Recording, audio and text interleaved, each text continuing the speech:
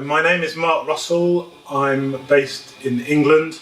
I write music for TV shows. So currently I've just finished a BBC Netflix production of The Worst Witch. I have done this for a long time. I studied music at university and gradually got into writing music for soundtracks. I have a studio at home at the end of my garden, which is where I am now.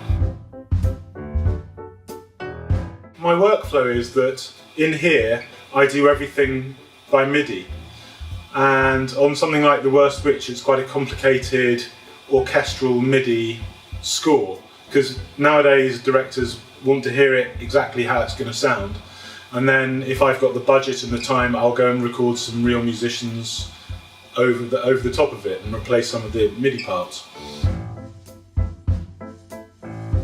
Earlier on in the year I was writing the music for a Disney TV show, and I had to do some songs, and I went to a studio in London, and I thought, when I was listening to the mix, I thought, I'm not hearing everything I need to at home in my studio.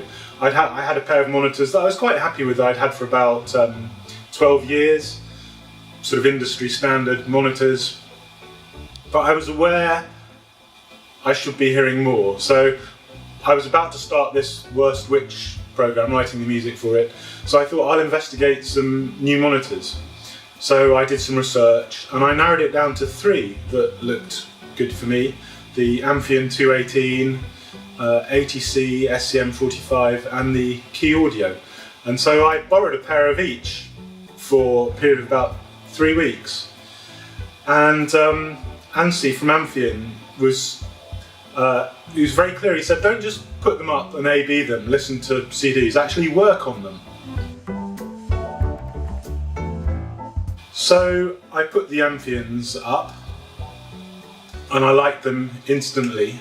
What I was struck with was that for the kind of thing that I do, MIDI orchestration, which is quite complex and you really need to hear what you're doing, and as a composer I kind of mix as I compose. I work on very short deadlines, so one episode of this Worst Witch program I probably have to compose in a week, maybe 25 minutes of music.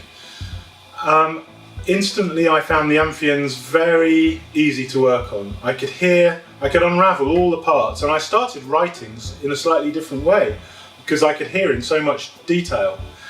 And so I spent a week writing the score for the second episode, and I sent it off to the director, and he emailed me back and he said, I have no notes, I love it. And I thought, wow.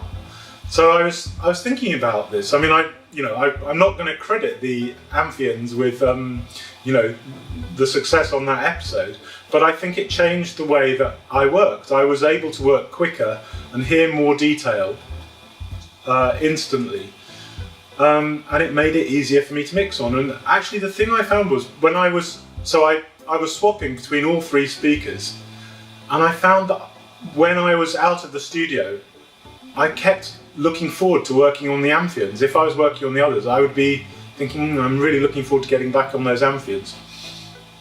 And so ultimately I bought the Amphions, and I really, what can I say, I just love working on them. They sound, I think when you choose speakers, it's such a personal choice. It's what works for you, what suits your way of hearing things. And all I can say is that the Amphions sounded right to me.